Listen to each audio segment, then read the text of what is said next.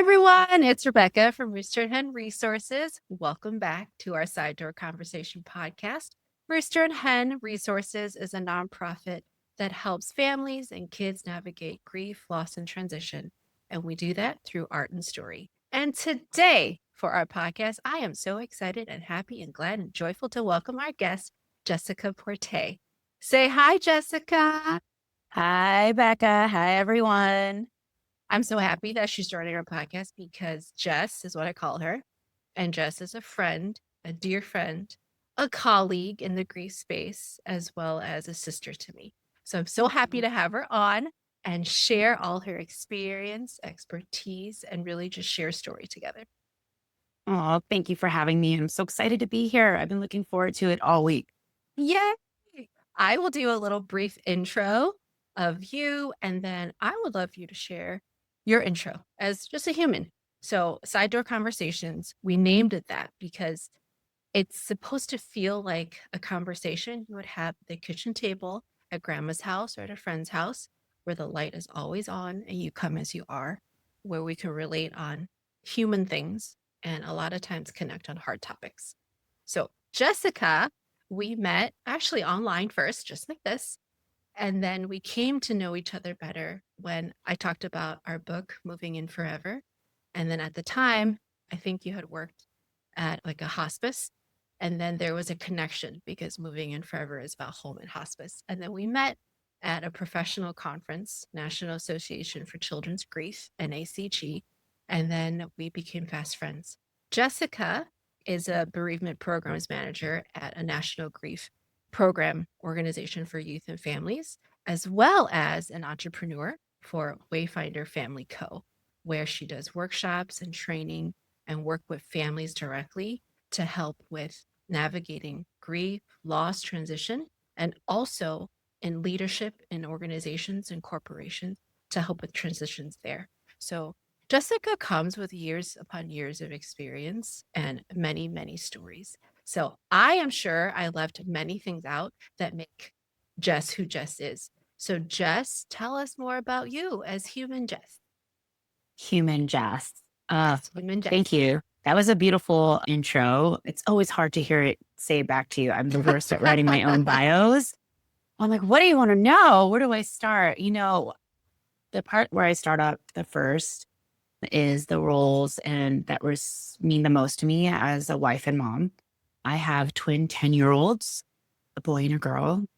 And so being their mother has been kind of just the root of my work. I actually got into working in children's programming and grief and loss and substance affected families before I was a parent. And what that did for me was really inform and had me look at my own lived experience and recognize some of the experience I had that I had no language for when I was growing up, just due to the nature of my culture, my family, the dynamics, and some of those nuances that swept those conversations under the rug. And then that really opened my eyes to when I would hear children talk about topics and things and expression that I never did at that age. And I saw the power in it, the prevention, the advocacy for themselves. It really made me realize I love this work. If I can help children and families start this work earlier on, what else could they achieve in their life? What else how can they look at? What hope does that build? And then when I became a mother, all of a sudden I saw all of these things that are utilized, what are typically seen as in the aftermath or after something happens. And I started folding into what does it look like if I parent from that way? What does it look like if I look at my relationships from that way? What if I look at how I am in an organization or in my purpose or a company from that way? And so for me, I think it started to really reverberate into this, as you share, like ripple effect of how it really goes into how we live, how we can lead, but also when we leave, how we also stay present. And so, it centers around working with really families and communities and youth. But then, I really take heart in that a lot of us, especially in a Western culture, find our purpose in career or it's tied to that in some capacity. And if that's true, then we're really bringing our full selves into our jobs. There's no compartmentalizing when it comes to that. So then how can we even utilize those skills when we're navigating transitions and change and things that shake our identity, to help guide us through the work and lead, but also recognize what it means to pause.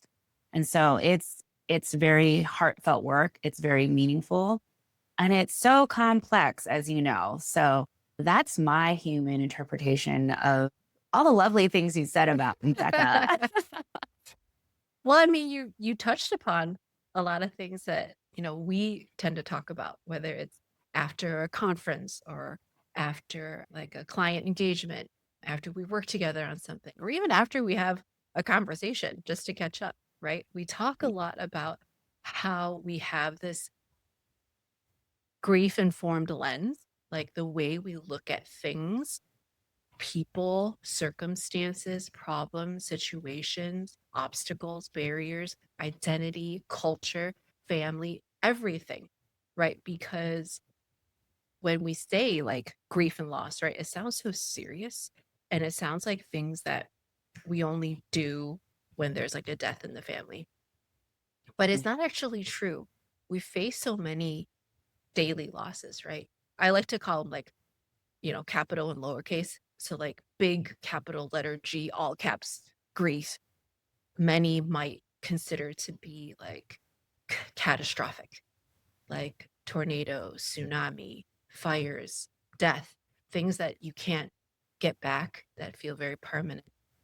But then there's, lowercase GRIF, where it's the loss of family, someone separating, needing to transfer schools, losing my favorite teddy bear, like all those losses, not getting picked for the team, being chosen last. So there's so many different losses, changes, transitions that I think coming from a grief informed lens helps me personally and professionally really build up compassion and empathy. So Mhm. I think like when you talk about identity and culture, when you were talking about like when you're little, there were no words to articulate or to express what you were going through. I think now, both being parents, we have more words, right? And we have more tools. And if there's no words to be said, we use other ways. And I know you use lots of other ways, just like we at Rooster and Hen use lots of other ways, because sometimes it's hard to articulate. Some you don't have the right word, or you don't even have words. It's been so hard. And we at Rooster and Hen, we use art and story because they're universal to every culture. And I know you just use these fun things we call bricks to help bring about, I think, in experiencing one of your workshops, witness to what we're feeling inside, and then a visual to how we want to model it. And that could be either for a family, for an organization, for leadership, for loss, and it brings a lot of connection. So I thought maybe you can share a little bit about how you use these bricks and why you use these bricks. And Yeah, what are those yeah. bricks, Jess? What are those bricks called? So those bricks, and thank you, Becca, for that. And I think this is something why you and I, when we get a chance to collaborate and work together, it just makes so much sense, right? Because we both really value in maybe growing up where the words weren't common or heavily used of, but there is a way to communicate, right? We don't have Mhm. to be explicit with what we're saying and still know that there's a ability to get this on a high context level of what we need without having to put the label on everything. And so I think in my work with working with children, I really got into that experiential. What does it mean to put our hands on that? And so I actually, when I was in the midst of my grad program, you know, this certification to become a Lego Serious Play certified facilitator came across. And Wait I a was like, minute. Wait a minute. What was that again? Lego serious play. Lego Serious Play facilitator, right? And I was like, wait a minute, I'm in my grad program and this is a thing and it's like a thing I can do that sounds like not a thing that would be real. And so I'm like, sign me up to tell me that I could play with Lego and it be something that could be constructive and useful. And so what was really great about this methodology, it was developed in Robert Rasmussen and Per Christensen and and so the certification that they hold, you're from Billund, part of Lego, Mhm. actually was used to really understand like the creativity that you can get from the brick and expression. And so a lot of industries use this, but I hadn't really seen it be used beyond maybe like a therapeutic application. But Mhm. really, what I really loved about this is that it showed how we can create 100% participation. And when we think about groups and communities, we know that there's the advocates that really speak for what their community might need, but that doesn't necessarily reflect all of the voices or all the perspectives. So, for Mhm. example, if I were to ask you, I don't know if you have Lego, but even if you could imagine to build what change looks like and feels like for you, you might grab a few pieces and put them on your table and build something. And so, if I were to reflect this with a community or a group, they might start putting something together that looks different for everyone. And you're building right now, I right? am building right now. I'm building right now. And the thing is when you get to do this with an organization or a family, Mhm. everyone starts to put their hands on the bricks, regardless if they know where it's going or not, right? And the moment they put their hands on their brick, what do you have? Participation, right? Mhm. Without the pressure of, is it creative enough? Am I painting correctly? And I love those tools and utilizing them. But when I could see that maybe we need something that has a little bit of structure that they can put their hands on first and then create second, this is a great tool. And so all of a sudden you'll notice people are holding up their own interpretation of what that might look like. I feel like my head's not connected to my body and they're operating differently. And so the thing is, you could say change and people can verbally describe what Mhm. change and how it's impacting them. But when you can actually see their own metaphor come to life of what that looks like, move it, put your hands on it, change it, turn it, and then ask them, like, what would you do to this in order to make it make more sense? And they Right. continuously build, you can actually start to see and understand their experience without Mhm. imposing your judgment, your interpretation, because you're in full presence. You're looking at it, you're watching them actively put their thoughts together. It's what often we call like 3D notes. You're literally Mhm. looking at their 3D diary of what's going on for them. So this is something that, depending on what you're working with or how I'm working with a family, that this can explore how our grief is all different to Yeah. when working with an organization to understand how do we see everyone who's being impacted by a transition, seeing how what the needs and roles and responsibilities, how while there might be one change, many roles and responsibilities have changed. And that doesn't only change structure, it changes our identity, it changes how we feel about work. And we know so much about you know, our culture, when we attach it to family culture, organizational culture, our living, breathing, our ethnic culture, all of it matters in context. So I love using Lego to have that. And you could do so much with it. So it just depends how Show us much your time you Lego. want to spend with Sh me. Show us your model again. Yeah. So this is my model in a brief on the fly question of what does change look like for me. This is what I put together because it feels like it's all connected. It's here, but I for myself can get into I'm a doer or what they say instrumental, right? I like to be helping, moving my hands and active. And sometimes it disconnects from what's going on in my head. And then where did my flower go? It fell out. And then the flower was supposed to represent my heart.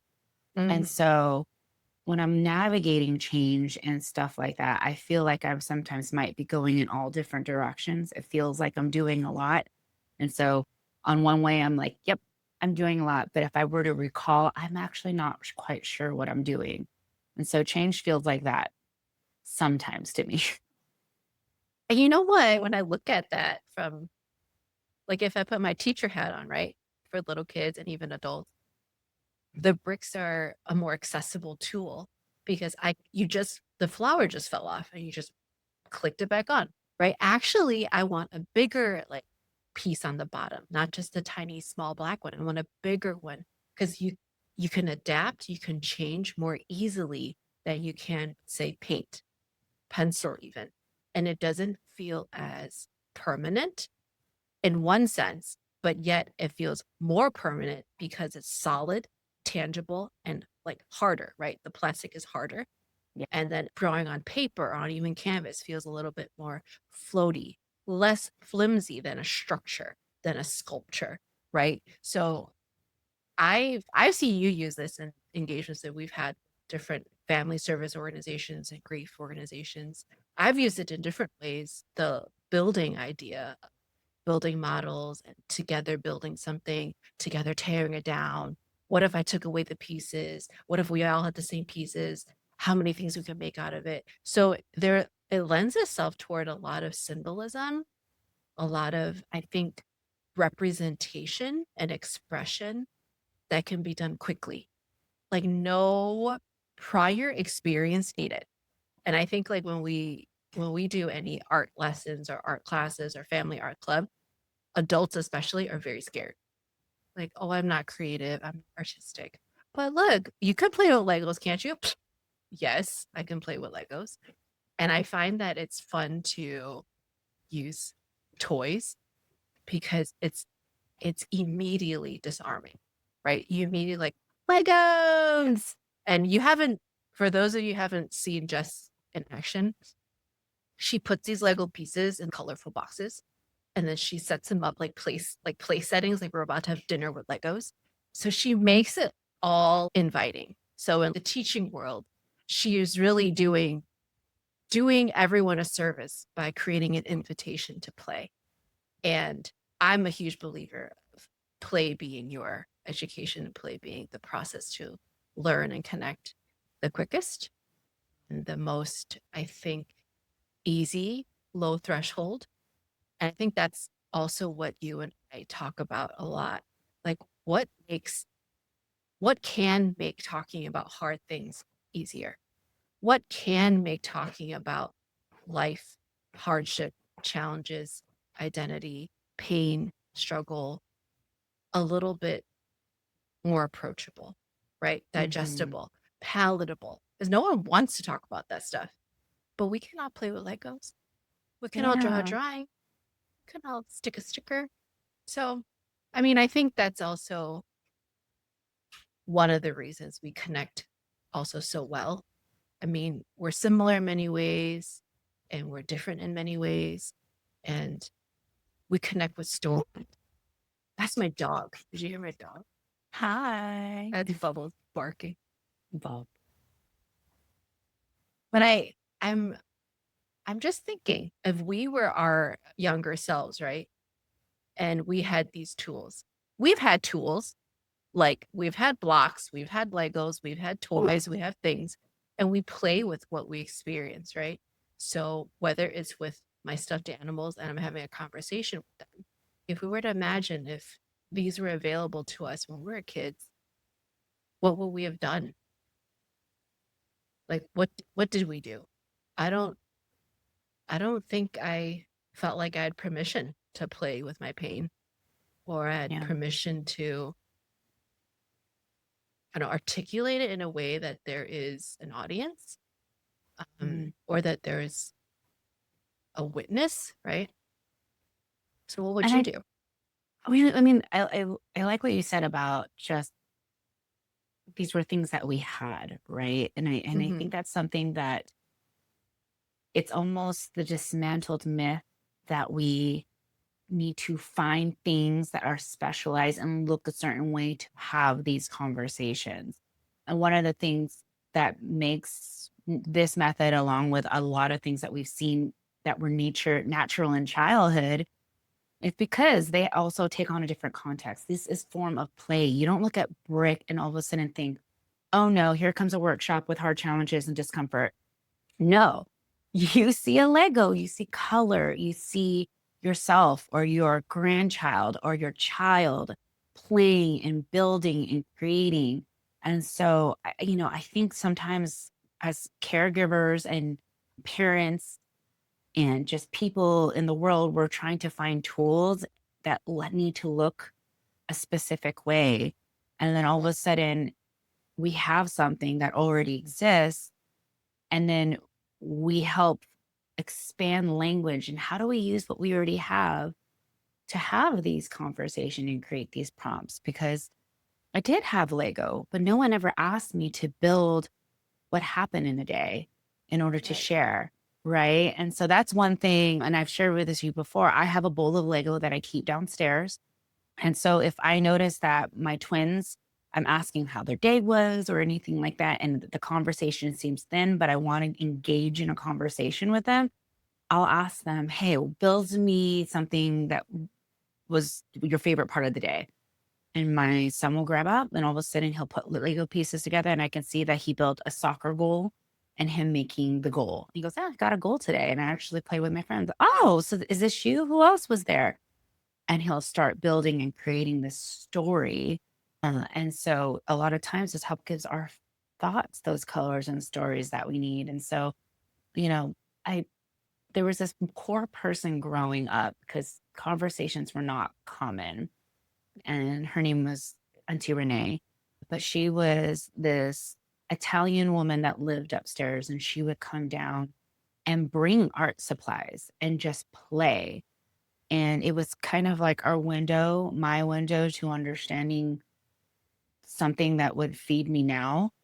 But Mhm. it was through those little experiential components where we would create just to create an art scene or build something out of sticks or create a puzzle or make food that was out of random things in the house.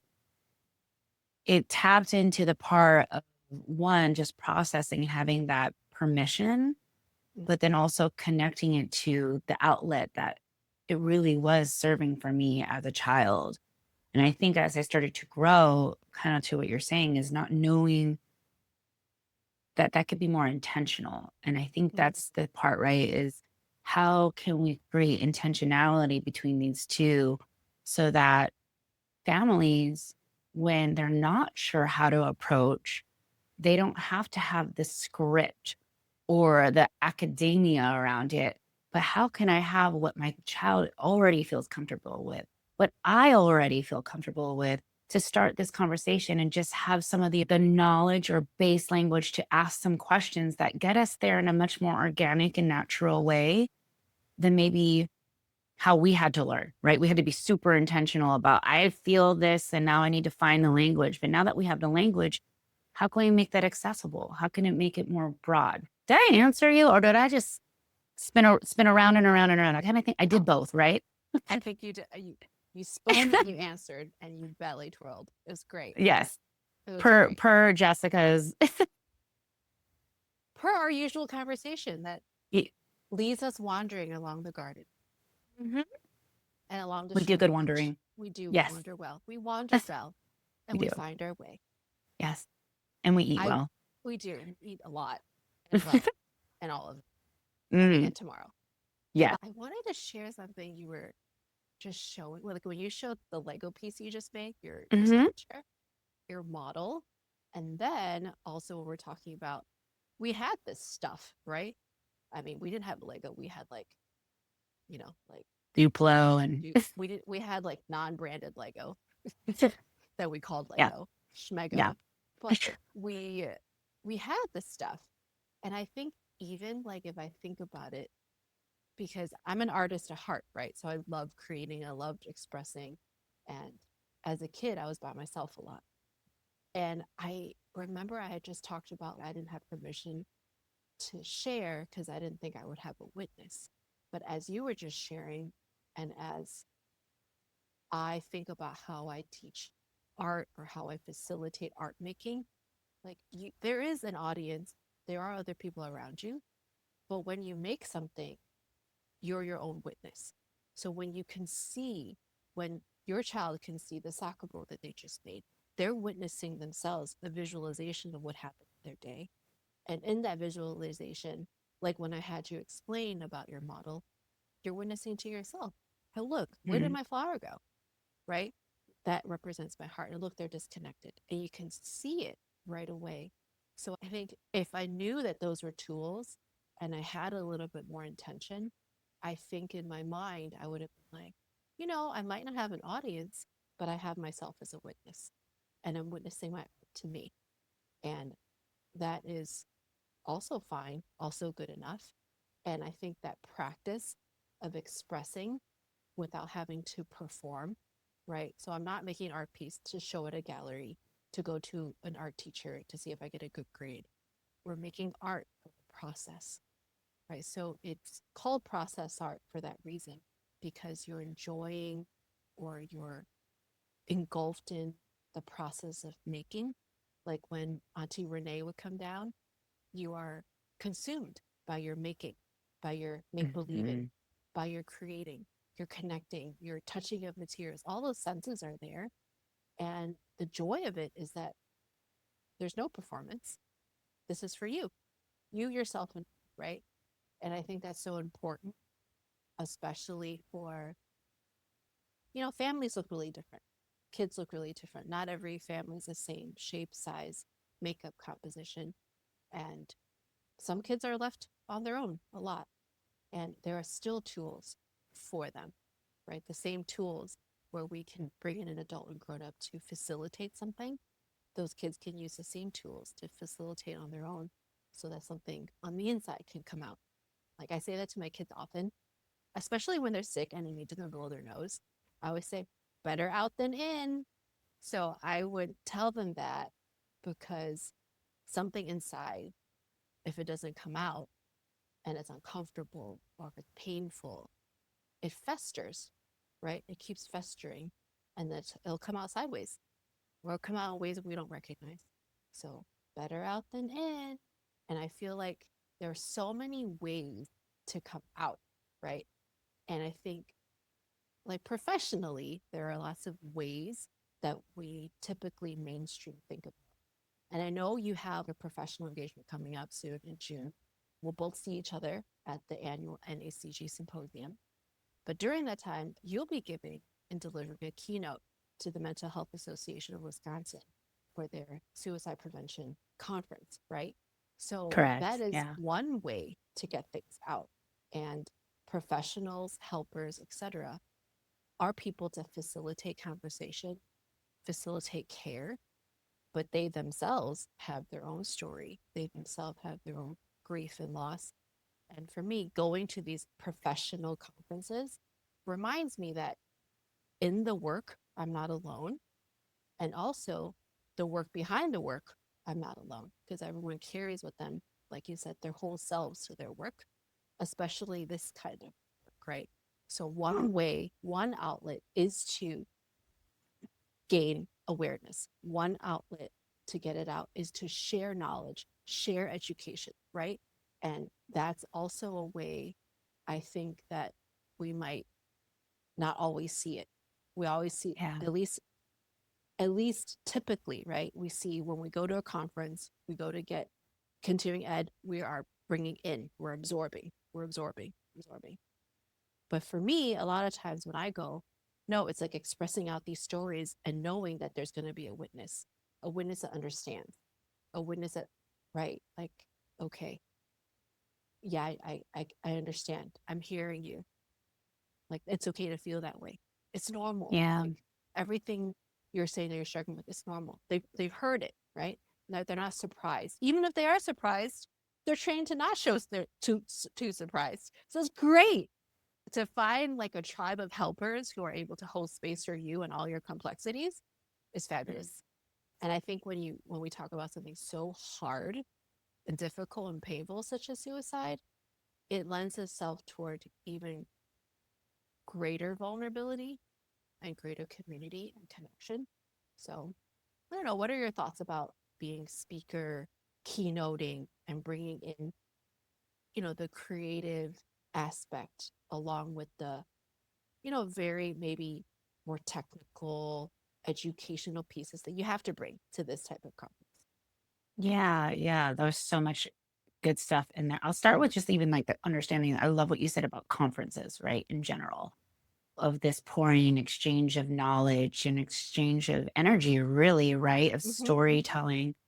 And I'll add to that that it's also this opportunity while everyone also can understand that what we're sharing isn't surprising or they don't want to, that there is also this full acknowledgement that you can learn from everyone, right? While we have this framework and this overarching work that connects us, that lets us know maybe core themes and principles and ways to be present in the world, the reality, just because you were sharing, we're all different shapes, sizes, people, compositions in our family.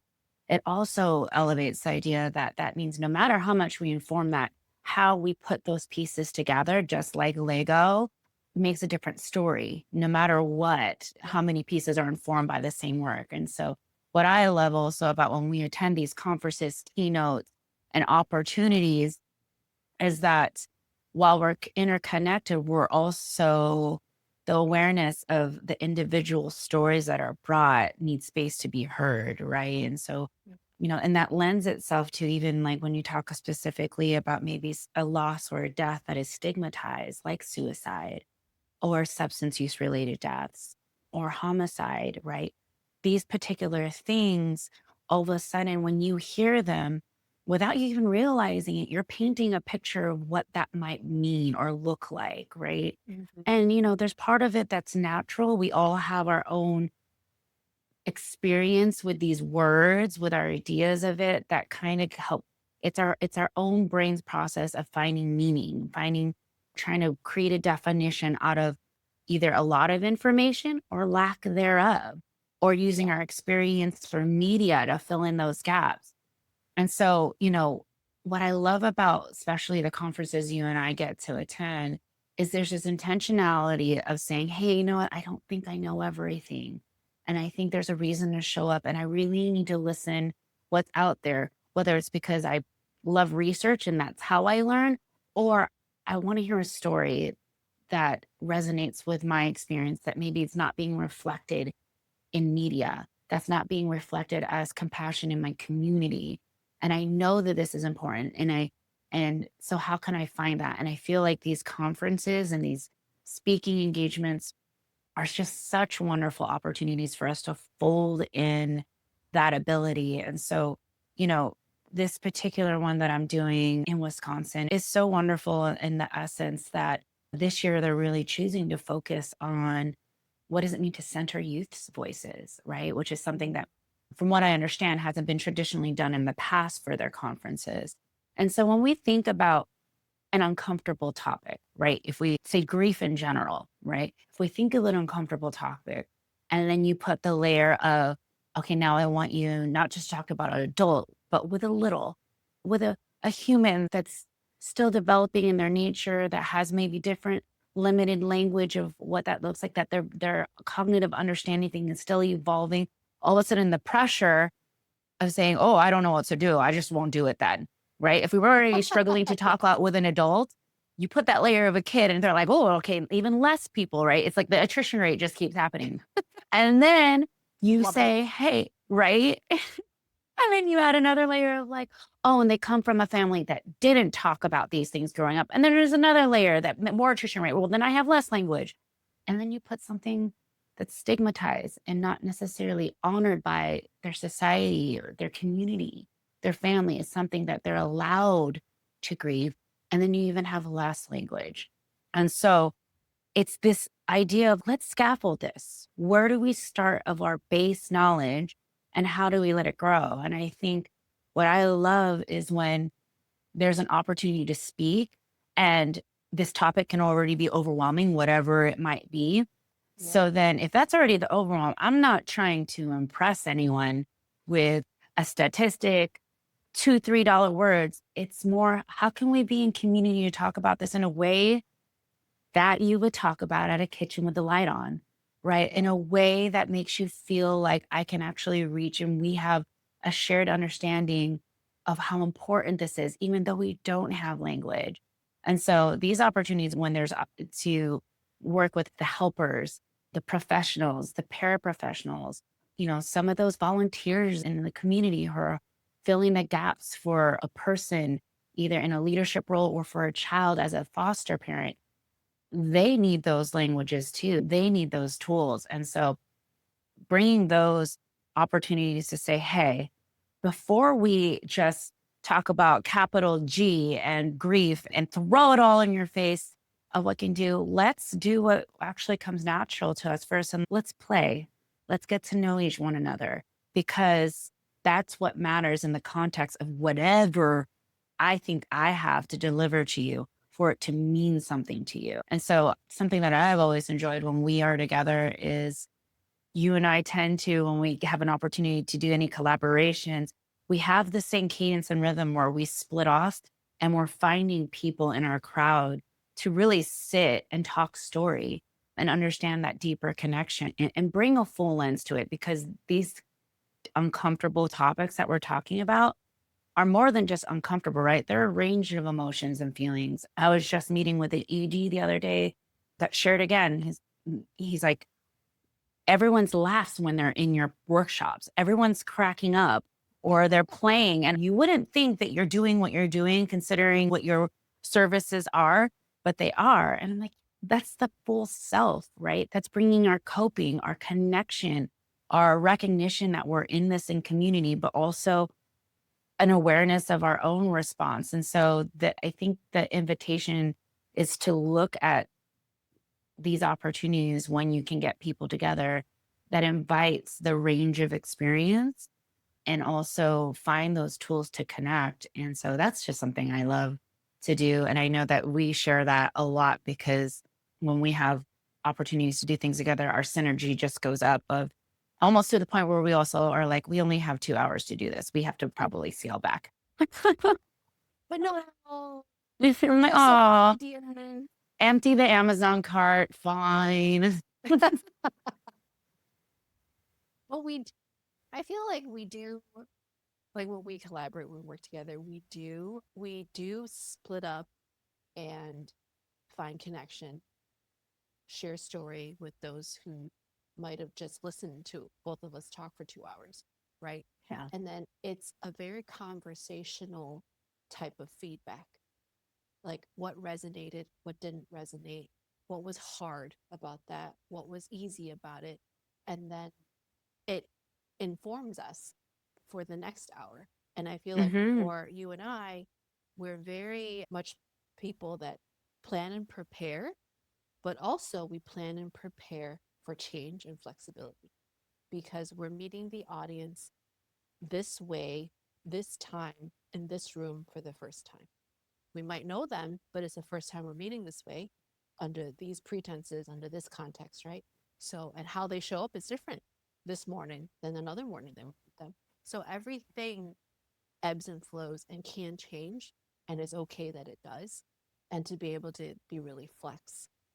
And I think when you were talking about your thoughts on conferences, and you use the word invitation, and I've used the word invitation, I think when you've been invited to be a keynote, right? But you're also inviting others to join in that conversation. So the invitation is actually mutual. Mm, So it's not just you standing up there at the podium talking and talking and talking, right? It's yeah. you maybe standing at the podium, likely not, walking around, right? Connecting, making eye contact, hearing side comments, and engaging. It's really about engaging. And I think that is where I think, like, when I think of helping the helpers, is so important to our mission, and to, I think, maybe community service in general, is that engagement. We want the community to feel engaged with each other and with the Hmm. community. And that's how you strengthen the village, or else you Yes. can't. If we don't even care, right? We're not going to be engaged. And if we're not going to engage, we won't be involved. And if we're not involved, we can't make a difference. We can't change Yeah. anything.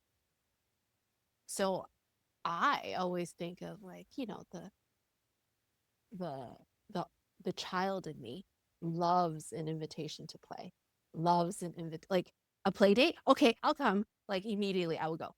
I was like, or an invitation like Auntie Renee's coming. I'll paint. I'll do it. Okay, I'm here. Yeah. I'm there. Right? There's this 100%. excitement. 100% done. Yeah. And I think we want that type of excitement and 100% when we do what's called grief training, right? Or grief Hmm. conferences, because essentially no one wants to be there really. Like no one wants it. There's a need there, right? But then we want that excitement. I want to find out how else I can help kids, how else I can help families. I want to figure out ways how I can help my own kids. And I think sometimes the invitation could be a variety of ways that we've talked about. So I wanted to end our time by doing our activity with an invitation. So the invitation is we have our creative support kit, which comes in a journal and two stickers, right? So I have mine, and I think you Okay. have yours. And what they are subtle invitations for you to express. So inside there's lots of different pages, right? So there's line, there's space, there's grid, there's dots. And then the stickers here are here to give you an invitation. So I'm Okay. inviting you, Jess, to pick a sticker that's inviting you to express something about what you're feeling right Okay. now. So what do you want to say? And what do you want to say about how you're feeling? Pick the sticker that's inviting you to express. So we'll do this art invitation while we chat some more. Because you know what I found, Jess? A lot Hmm. of times you were saying all those layers go away, right? When it's like a kid that comes from a family doesn't talk about feeling. Well, great. Okay, there's more. There's more I need to work with.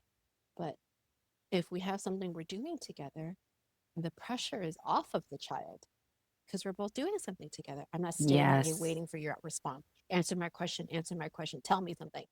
Give me something to work Hmm. with. We don't need that pressure, nor do we want that pressure. So when we're both working on something, our attention is the work that we're doing, the art that we're making, the sticker that we're choosing, and the invitation we are choosing to engage with, right? So Yes. I I picked love my that. sticker, you pick your sticker. And as you said, we have things around us that we can use. It doesn't have to be fancy schmancy art supplies. I have Crayola markers and colored pencils. What do you got? I am loving my, and I've been using this all week. My like Your flare pink, pen?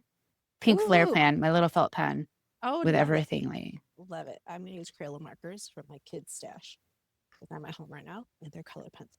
And we're just going to create, express, and create. And just as we are creating for the next few minutes, I just want to thank you for joining our podcast and thank you for the Ashley, of invitation. course, for inviting me to yours because you have a podcast too. Because, your intro doesn't encompass all the things you do, Jess. I was a guest on your podcast first. So get gritty. And then Yes. when you think of that name, get gritty, I mean, I talked about side door conversations and the meaning of that. Like, why is it get gritty? Get gritty. So it's get gritty with Jazz and Des, and Jazz is Shahal is my co-host. We both host. I feel like co-host always sounds like one's above, but we're equal with one another. Yeah. But when we were talking about get gritty, we actually met in hospice work. What it really encompassed was this idea of that there's this idea of what it means to get up again after tragedy, challenges, discomfort, situations, and all of that. And we have this idea that it's just something that we do, right? It's just innate and it happens. But when we really break it down, it's a lot more vulnerable than that. There's a lot more nuance. There's a lot more that's tested throughout their process. And some people, the social notion of grit is either you have it or you don't, Mm, right? yeah. And the reality is that it's those challenging moments. And when we have those opportunities to sit, reflect, and look at it, do we all of a sudden see what we moved, what we accomplished, or what we learned about ourselves in those processes? So it's rooted very much in storytelling. but Mhm. then also invites people who are passionate about this work to express, you know, what they've learned in it. And what often is, even if we have, you know, experts and professionals in a particular field, you'll find that it was rooted in a very real story where they weren't speaking from that knowledge or that language. Mhm. And I think it Mhm. reminds us of the humanity it is to build whatever it is in ourselves to withstand these moments. And so it's a great opportunity not only learn from others, but to hear it in story, right? And I think that's why you and I love the art piece of what we do is because art tells a story. And so it is one of the places where we invite lovely individuals like yourself to have that story with us. And I Oh, think listening too, right? Who doesn't love story time? oh, I Well, love I story mean, time. there are many people who don't like story time because sometimes story time you think you must sit on the rug, you must be crisscross applesauce, and you must stare at the author. But story time isn't always like that. It's not so like controlled. So, whatever uh in like a generational oral history type of setting. It's like you can tell a story while you're folding the laundry. You can tell a story Yes. while you're making art, right? And I Yes. feel like when you said about get gritty, I tell my family we're gonna get messy and we're gonna make beautiful messes when we make art. And why not Hmm. make a mess here and not in your own house? Perfect. And it gives that permission, right? To get gritty, to get your hands dirty, to get in there, to not step in, but to like jump in and dive in. And then if you don't get Hmm. gritty, if you don't get to the gritty details, you don't really feel it, right? I feel like the gritty details are what make the story. It's like the gold because without the grit, you don't really have that arc, do you? In a Mm, lot of our storytelling, even like fictionally, all that right. There has to haven't. be some friction, There right? has to be like And in it's, art world, you call it texture, right? Art, you mhm. call it texture. You call it lots I'm of going to call different that things. next time I'm going through a patch. I'll be like, there's a lot of texture right now in my A lot of life. texture. If you're rough Yes. and a bit bumpy, Yeah. a little rocky, or how many Porous. It's feeling porous, very porous. volcanic. Becca, I think I discovered a new texture. Help me. Help me. Help me describe it. I'm Help like, me okay, if we describe can't it. describe it, we'll build it. Come on, build it. If we can't build it, we will paint it. We can't paint it, we'll use Play-Doh. Come on, we can do this. Mixed media. Mixed media. Mixed media. That would be fun. That would be so fun. Okay, I want to share what I have. Do you want to share what you have? Sure. Or You are you want to go still first? working on it? Are you still working on it? I I don't want am. to, I don't want to, artwork is not always done when time is called, but it's Yes. okay to put in your last stroke, your last idea, and to put materials down for a second just to share where we are along the progress. So Yeah. when I do Family Art Club, I call it show and share.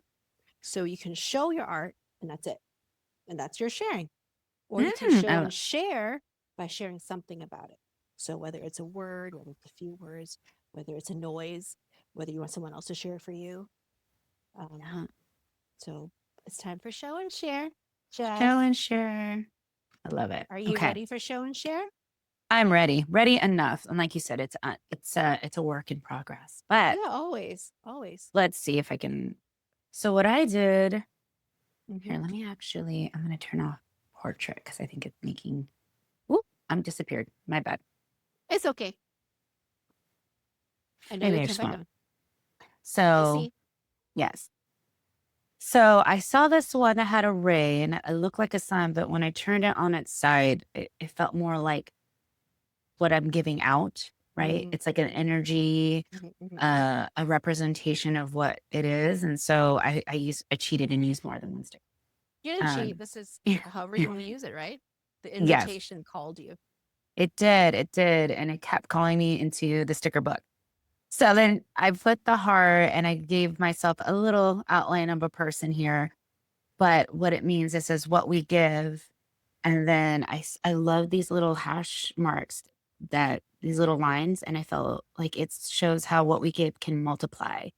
And so that's where, whatever it is, So I think there's something to be said about what we tell ourselves, what we tell one another puts that out in the world. And since we talked a lot about conferences and speaking and the impact one can have with a knowledge of how it can change in the world, Right. um, that is kind of like that representation. And this could be, me, but it's also you. It's the kiddo that chooses to express. It's the mom that says, I need help. It's the CEO that checks in with their employee. It's all of that. So that's my guy.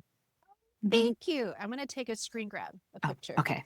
It's the only way I know how to take pictures while doing this. Okay. I will take a Okay. picture together. So Okay. here's mine. So how I'm feeling is because I have a really good friend on my podcast. The sticker that called out to me, if you can see it, it says, I have a circle of friends for support. Oh, I And love it. then, so I drew little dots, and these are people's heads. So you imagine it's like an aerial view, and we're like holding hands in a circle, right? So there's our Mm, circle of friends, and then these hands have little fingers, and they're attached to the other person's hand. So they're like, I know you can't see it very, and I don't know how to fix my video settings. And I will probably turn everything off should I try. So then these are my circle of friends for support. And then I have lots of support outside too. And they come in all shapes and sizes. And sometimes, like when we reach each other, it might not be completely straight, right? These look super neat and tidy. And I feel like that's what happens with a close knit circle. It's close for a reason because those are your trusted inner circle.